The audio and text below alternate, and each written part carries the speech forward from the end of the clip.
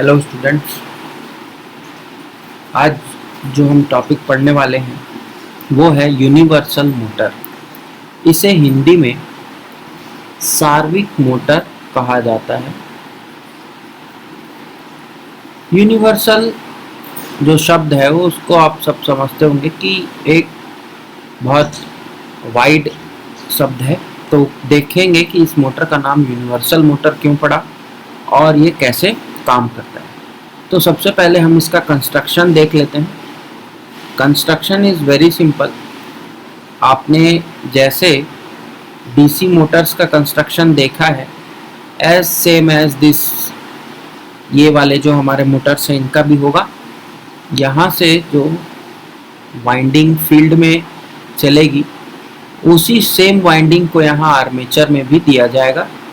ये जो है वो आर्मेचर है और आर्मेचर के ही थ्रू ये सेकंड फील्ड जो हमारा सेकंड पोल जो होगा उस पर जाएगी और ये फिर क्या होगी, सप्लाई लाइंस में चले जाएगी। देखिए ये जो हम डायग्राम बनाए, ये डायग्राम आपको नोट्स में मिल जाएगा एग्जैक्ट। और अगर आपको इसमें कोई कंफ्यूजन है, ये शाफ्ट हो गया तो इस तरह से उसका कुछ कंस्ट्रक्शन और डायग्राम आपको दिखेगा। यहाँ पर ध्यान रखना है कि यहाँ पर हमको क्या मिलेंगे, पोल्स देखने को मिलते हैं। यहाँ पर ब्रश देखने को मिलेगा जो कि पोल्स के थ्रू जुड़ा रहेगा आर्मेचर से। तो ये आप ब्रशेस का पोजीशन देख सकते हैं, जो कि सिंपल सा कंस्ट्रक्शन है, बहुत ज़्यादा टिपिकल नहीं है। यहाँ पर देखिए, यहाँ पर जो है हमारे सप्लाई रहेगा, सप्लाई देंगे। सिंपल सा डीसी मोटर के कंस्ट्रक्शन के जैसा ही है। ये जो है ये फील्ड वाइंडिंग हो गई या फील्ड पोल्स बोलो इसको, और ये हो गया हमारा आर्मेचर और ये हो गए ब्रशेस। देखिए यूनिवर्सल मोटर, जो यूनिवर्सल टर्म इसको नाम दिया गया, ये इसीलिए दिया गया क्योंकि ये AC as well as DC दोनों ही सप्लाई पर काम करता है। तो यहाँ पर AC और DC सप्लाई दोनों दे सकते हैं और ये दोनों पर ही काम करेगा, इसीलिए इसका नाम यूनिवर्सल मोटर पड़ा है, क्योंकि ये दोनों ही सप्लाई पर यूनिवर्सली काम कर सकता है। Not a DC machine only, not an AC motor only. ठीक है, तो अब यहाँ देखते हैं जो ये पोल्स बने हमारे फील्ड का, ये जो पोल्स बना इसमें एक फ्लक्स जनरेट होगा जैसा कि DC मशीन्स में होता है, और आर्मेचर में भी क्या होगा, सप्लाई लाइंस जाने के कारण यहाँ पर भी फ्लक्स जनरेट होगा। तो your field flux and armature flux, ये दोनों के साथ क्या होगा, दोनों का इंटरैक्शन होगा और इसी इंटरैक्शन के कारण यहाँ जो हमारा आर्मेचर है इसको क्या मिल जाएगा, मोशन, इसको गति मिल जाएगी और ये क्या हो जाएगा, चालू हो जाएगा, जिसके कारण हमारी मोटर जो है वो घूमने लगेगी, घूर्णन गति करने लगेगी। तो ये सिंपल सा एक वर्किंग है हमारे यूनिवर्सल मोटर की। Field flux and armature flux के इंटरेक्शन के कारण इसमें क्या होने लगता है, स्पीड जो है वो इसको मिल जाती है और रोटर या आर्मेचर जो है इसका बोले वो घूमने लगता है। तो जनरली अगर आपको ये क्वेश्चन आता है तो हमको सबसे पहले यूनिवर्सल मोटर का डेफिनेशन लिखना है कि the motor which can run both on AC and DC, जो मोटर AC तथा DC दोनों सप्लाई पर कार्य करे वह सार्वत्रिक मोटर या यूनिवर्सल मोटर कहलाती है। फिर उसका ये डायग्राम बना देना है। डायग्राम के लिए और डिटेल आपको नोट्स में मिल जाएगा, अगर यहाँ पर कोई कंफ्यूजन है तो वैसे सेम है। देन उसके बाद इसका वर्किंग प्रिंसिपल लिखना है, बहुत ही सिंपल है।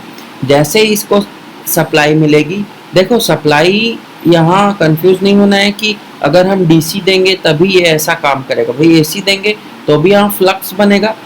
तो जैसे जैसे इसमें फील्ड फ्लक्स बनेगा वैसे ही सेम आर्मेचर फ्लक्स भी बनेगा, क्योंकि ये तो मोटर है और दोनों ही में ही वाइंडिंग डली हुई है, आर्मेचर में भी वाइंडिंग है और फील्ड में भी।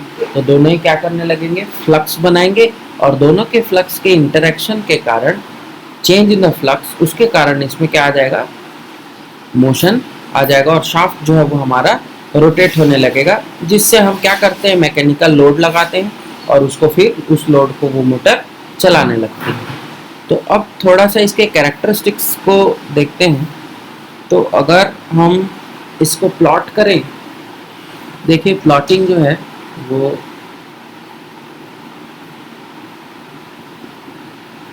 स्पीड और टॉर्क के बीच में बनेगा। जैसा नॉर्मली हम कर्व्स बनाते हैं, तो यहाँ डाल देते हैं स्पीड, यहाँ डाल देते हैं टॉर्क। देखिए स्पीड टॉर्क जब भी आप रिलेशन बनाएंगे, तो देखो अगर कोई मोटर है, ये कोई लोड को चलाने लगी, तो जैसे जैसे मोटर की स्पीड बढ़ेगी, स्पीड जब मोटर की बढ़ेगी तो टॉर्क की वैल्यू कम होगी, याद रखिए। और जब जब मोटर की टॉर्क की वैल्यू बढ़ेगी तो स्पीड कम होगा। ये रिलेशन आपको समझना चाहिए। ऐसा क्यों होता है? जब टॉर्क की बात करें तो ये मैकेनिकल पावर जो है वो लोड के द्वारा लगाया जाता है। तो जब टॉर्क बढ़ रहा है, इसका मतलब, या टॉर्क कम हो रहा है, तो मोटर में लोड जो है वो कम हो रहा है। अब जब मोटर में लोड कम होगा तो फ्री रनिंग के लिए वो करेगा, मतलब वो आराम से चलना लगेगा और उसकी स्पीड, गति जो है वो बढ़ जाएगी। लेकिन जब लोड को हम बढ़ाते हैं तो उसको टॉर्क रिक्वायरमेंट ज़्यादा है, उसको चलाने के लिए उसको जो शक्ति लगेगी वो ज़्यादा लगेगी। तो जब शक्ति मोटर की ज़्यादा होगी तो वो क्या करेगा, उस लोड को घुमाने की कोशिश करेगा, और जब घुमाएगा तो उसकी गति में कमी आएगी। ये चीज़ को याद रखना है, बस एक सिंपल सा कंसेप्ट है। इसी पर ही मैं कर्व्स यहाँ ड्रॉ कर देता हूँ। जब करंट की बात करें तो करंट कुछ इस तरह से राइज होगा, लीनियर राइज।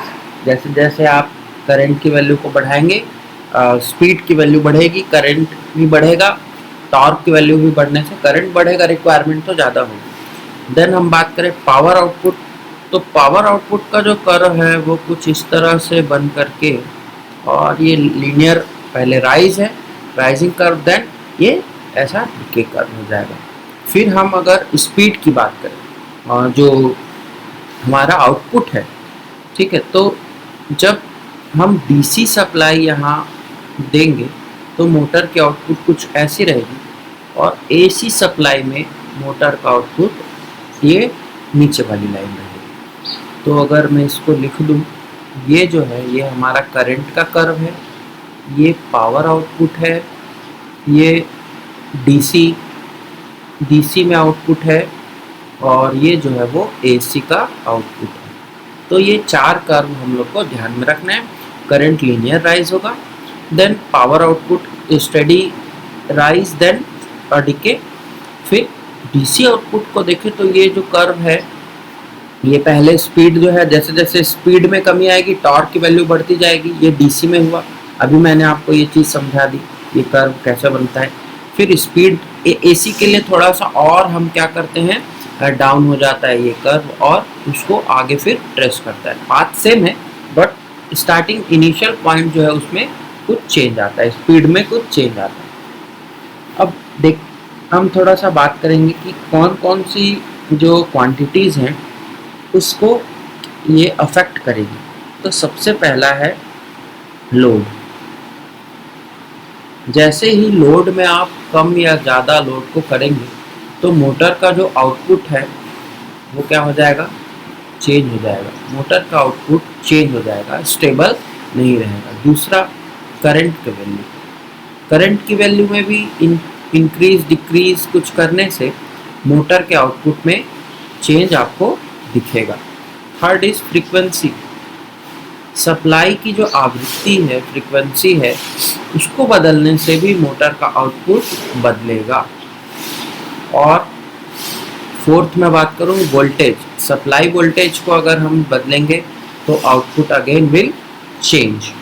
तो ये सारा फैक्टर्स जो है वो मोटर के आउटपुट को बदलता है। Load, input current, then frequency, then voltage. Of course DC के लिए फ्रीक्वेंसी नहीं होगी, बट हम ये जो फ्रीक्वेंसी वाला लेंगे फॉर एसी ओनली, ये किसके लिए है, एसी के लिए। तो सब अपने को मालूम है। तो ये सारे चीज़ों को आप लिखना है for factors affecting motor output. Motor की जो निर्गत है, आउटपुट है, इसको कौन कौन से फैक्टर्स अफेक्ट करते हैं, कौन कौन से कारण हैं जिनके कारण वो आउटपुट अफेक्ट होता है। अब मैं अगर इसके कैरेक्टरिस्टिक्स तो हमने देखा, एप्लीकेशंस की बात करूं तो एप्लीकेशन यहाँ पर देखिए मोटर जो है वो लो टॉर्क की मोटर होगी, बहुत हाई टॉर्क नहीं होगा, but speed will be high. अब देखिए टॉर्क लो है तो स्पीड हाई होगी, high speed, high speed but low torque, मतलब मिनिमम या लो लोड के लिए, लो टू मीडियम लोड के लिए ये ऑपरेशन है। क्लियर? तो ऐसा ही हमको जगह देखना है। तो जनरली ये घरों में यूज़ किया जाता है, स्पेशली इन द किचन्स। आप मिक्सर ग्राइंडर वगैरह देखते हैं, किचन अप्लायंसेस आप बोल सकते हैं। देन हेयर ड्रायर्स, बाल सुखाने वाले हेयर ड्रायर्स में। देन आप बोल सकते हैं इसको वैक्यूम क्लीनर में, वैक्यूम क्लीनर्स इसमें भी यूज़ होता है। और जो डोमेस्टिक एप्लीकेशन वाले जितने भी डोमेस्टिक एप्लीकेशंस में आप देखते हैं, छोटे से जितने भी आपके घूमने वाले जिसमें मोटर एप्लीकेबल है, वहाँ पर आपको ये देखने को मिलेगा। आप उसको एसी और डीसी दोनों में ही चला सकते हैं।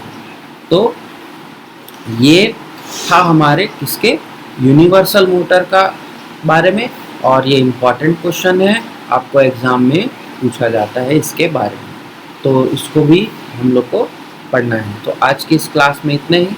Thanks for watching, thanks for joining, thank you very much.